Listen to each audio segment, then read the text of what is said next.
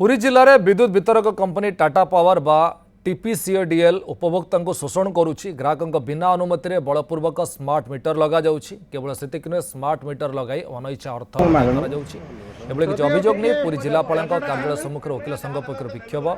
वकिल संघर एक प्रतिनिधि दल उपजिलापाल आलोचना करने सहित एक दाबीपत्र प्रदान कर टाटा पावर अधिकारी आलोचना कर समस्या समाधान कर जिलापाल